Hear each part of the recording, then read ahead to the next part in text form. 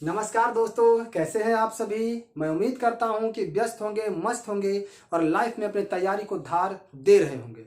दोस्तों, हिंदी साहित्य का इतिहास बेहतरीन तरीके से हम लोग पढ़ते हुए आ रहे हैं और पूरा का पूरा एक एक पॉइंट जो आपके लिए जरूरी है उसे हमने अपने पिछले 20 भागों में बहुत ही बेहतरीन तरीके से आप लोगों के समक्ष प्रस्तुत कर चुका हूं।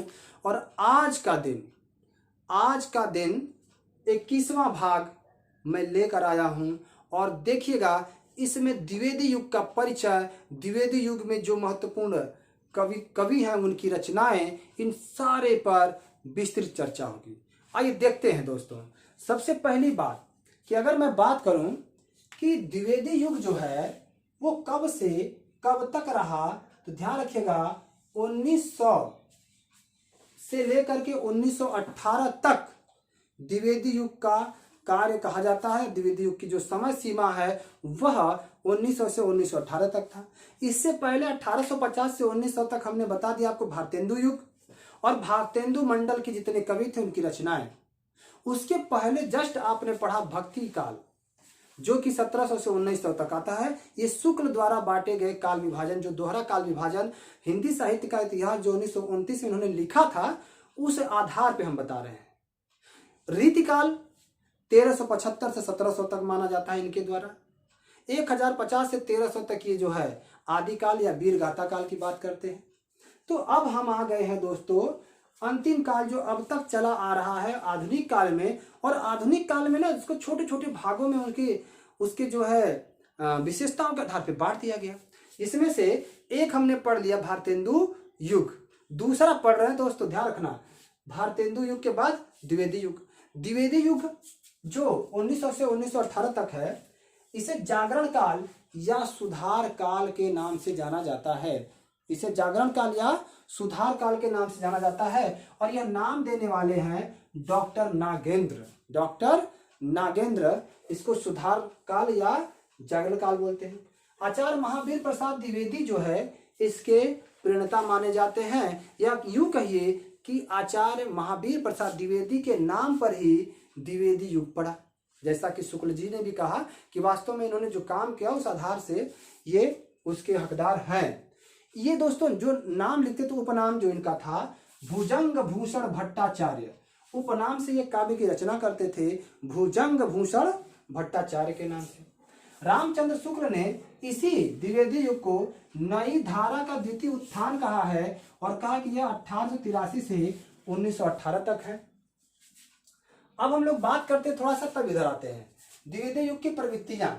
अगर प्रवृत्तियों की बात करें, विशेषताओं की बात करें दोस्तों, क्वालिटी की बात करें, तो आप समझे कि इसमें राष्ट्रीयता कूट कूट के भरी थी।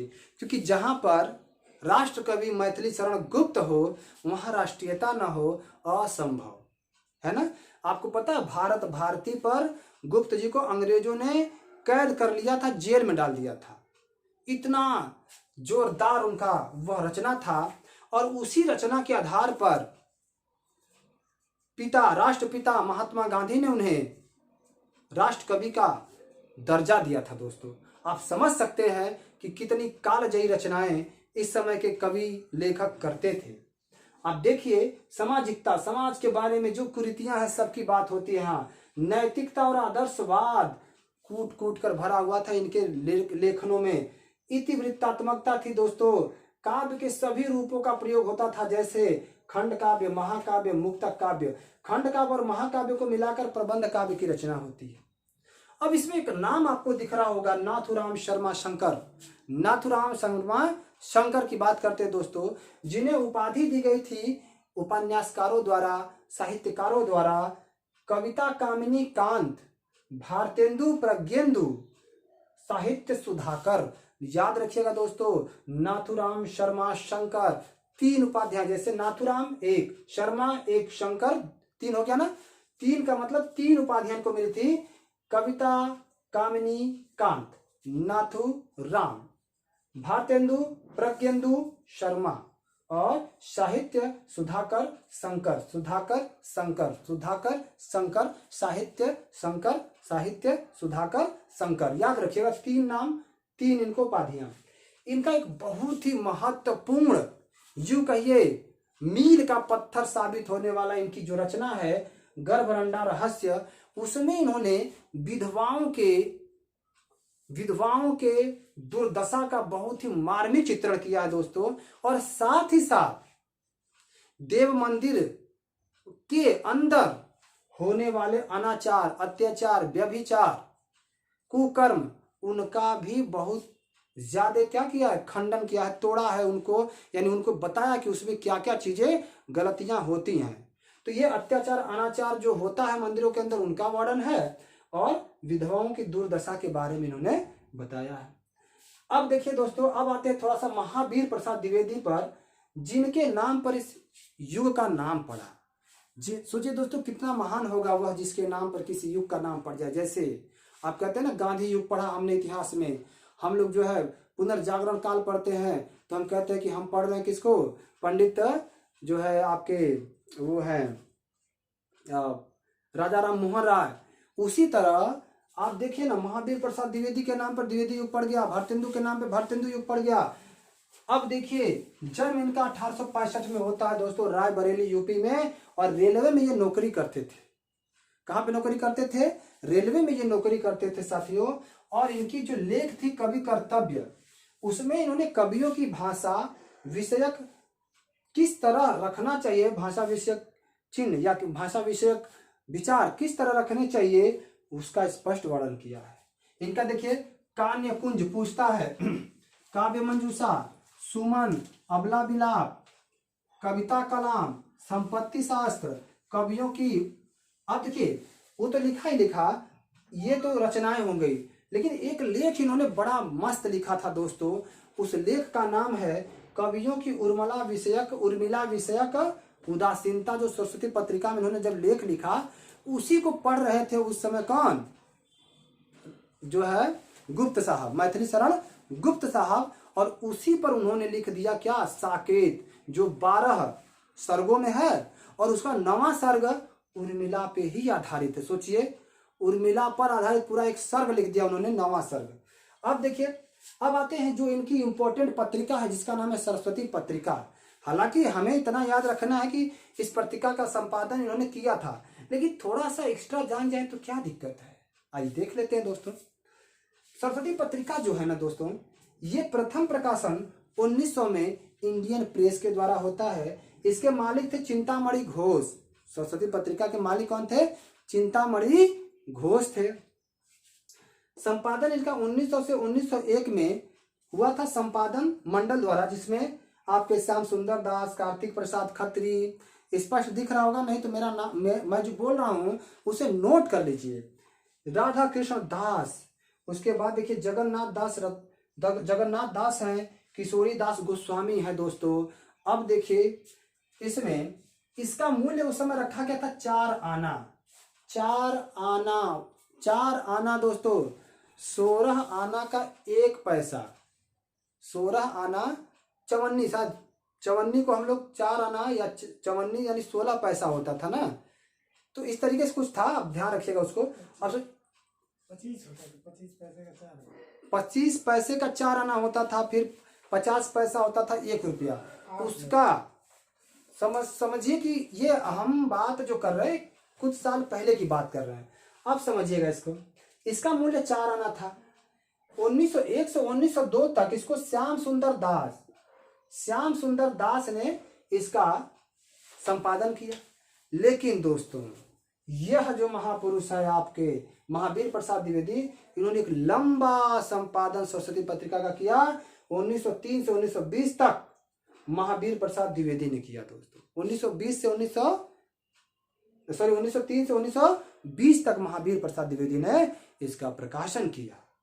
अब 1920 के बाद आप सोच रहे हो किसने किया, तो 1920 के बाद आप यहाँ पे देखिए थोड़ा सा, सरस्वती पत्रिका का संपादन 1920 के बाद पद्मलाल पुन्नालाल बख्शी, देवी दत्त शुक्ल और श्रीनाथ सिंह श्री नारायण चतुर्वेदी ने किया।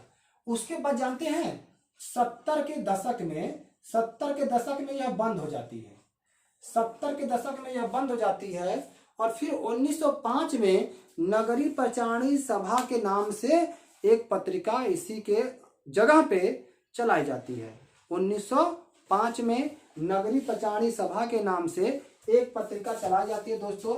जब यह बंद हो जाती है ना, तो वहीं पर नगरी प्रचारिणी सभा 1905 में इसको चलाई जाती है। और महावीर प्रसाद द्विवेदी की एक बड़ा ही प्रसिद्ध कविता है, कभी देखिएगा, कभी पढ़ने का मन करेगा तो उसको पढ़िएगा। सरगौ नरक, सरगौ नरक, ध्यान रखिएगा दोस्तों, कहाँ गया, हाँ इसमें लिखा नहीं मैंने, इसका नाम है सरगौ नरक ठिकाना नहीं, सरगौ नरक ठिकाना नहीं। इनकी एक प्रसिद्ध कविता है, बड़ा प्रसिद्ध कविता कि सरगौ नरक ठिकाना नहीं। इसमें जो स्वर्ग और नरक रूपी जाल बनाया गया है ना, उसका खंडन किया गया है। तो कभी पढ़िएगा इसको, बड़ा मजा आएगा दोस्तों। आगे बढ़ते हैं नेक्स्ट द्विवेदी युग की तरफ, ठीक है दोस्तों। जब हम बात करते हैं द्विवेदी युगीन कवियों के बारे में, लेखकों के बारे में, तो सबसे बड़ा और सबसे प्यारा नाम राष्ट्र कवि मैथिली शरण गुप्त का आता है। राष्ट्र कवि मैथिली शरण गुप्त का नाम आता है। इनका जन्म 1886 में झांसी में हुआ था। इनके पिता सेठ रामचरण कनकने थे और माता थी काशीबाई। अब बात यहाँ पे आता है दोस्तों कि आखिर इनको इतना महत्व क्यों दिया जा रहा है। देखिए, इनके बारे में कहा जाता है कि यह कौटुंबिक कवि मात्र हैं और इनको राष्ट्र कवि कहा था महात्मा गांधी ने। जब भारत भारती लिखने पर अंग्रेजों द्वारा इनको कैद कर लिया जाता है, तब महात्मा गांधी इनको राष्ट्र कवि की संज्ञा देते हैं। दोस्तों, ये परम राम भक्त थे। आप साकेत जब पढ़ेंगे ना, जो जितने 12 सर्ग हैं साकेत के पढ़िएगा, बड़ा दमदार है दोस्तों। ये राम भक्त हैं। ये राज्यसभा के सदस्य भी रह चुके हैं। और जानते हैं महावीर प्रसाद द्विवेदी के प्रिय शिष्य थे। साकेत की रचना इन्होंने इन्हीं के उदयशीलता, जो उर्मिला से संबंधित उदयशीलता जो लेख छपा था कवियों का, उर्मिला संबंधित उदयशीलता, उसके आधार पर लिखा था। सिया राम शरण गुप्त इनके अनुज थे। अनुज मतलब छोटे भाई थे। चंद्र जो है मैथिली शरण गुप्त के छोटे भाई सिया राम शरण गुप्त थे। अब देखिए दोस्तों, ये खड़ी बोली से पहले ब्रज भाषा में लिखते थे, जिनका उपनाम था इनका रसिकेंद्र। तो जब ब्रज भाषा में ये रचनाएं करते थे ना, तो रसिकेंद्र के नाम से करते थे। रसिकेंद्र के नाम से ब्रज भाषा में रचना करते थे। 12 वर्ष की आयु में इनकी एक कविता निकलती है दोस्तों, जिसका नाम है कनकलता। इनकी कविता जो है कनकलता है, जो 12 वर्ष की आयु में इन्होंने लिखा था। अब आइए इनकी रचनाओं की बात करते हैं। रचनाएं तो कालजयी हैं दोस्तों, जीवन बीत जाएगा लेकिन रचनाओं का महत्व वही रहेगा। देखिए, रंग में भंग, जयद्रथ वध, भारत भारती, ये 3 रचनाएं। रंग में भंग 1909 में किया था, जब मार्ले मिंटो सुधार आया था। 1909 में आया था ना, तो रंग में भंग बोले, यार ये मार्ले मिंटो सुधार ने तो हमारे रंग में क्या कर दिया, भंग कर दिया। अर्थात राजसी आन बान पर आधारित यह रचना थी। उसके बाद जयद्रथ वध 1910 में राष्ट्र की बलि वेदी पर एक जवान का प्राण उत्सर्ग के बारे में लिखा हुआ था दोस्तों, 1910 में, ठीक है ना। जयद्रथ वध, 10 वध, ध्यान रखिएगा। भारत भारती 1912 में दोस्तों लिखा गया था। अंग्रेजों द्वारा प्रतिबंधित कर दिया गया इसको, भारत भारती को। और जानते हैं मैथिली शरण गुप्त को जेल में डाल दिया जाता है। तो ध्यान रखिएगा, रंग में भंग होगा जब मार्ले मिंटो सुधार आ गया 1909। उसी के जस्ट बाद 1910 में जयद्रथ वध हो गया। और उसी के जस्ट बाद 11 में, जब भाई 1911 में जॉर्ज पंचम आए, 12 में दिल्ली बनी, तब ना भारत भारती की रचना होगी। आगे बढ़ते हैं। उसके बाद देखिए, किसान 1917 में आती है।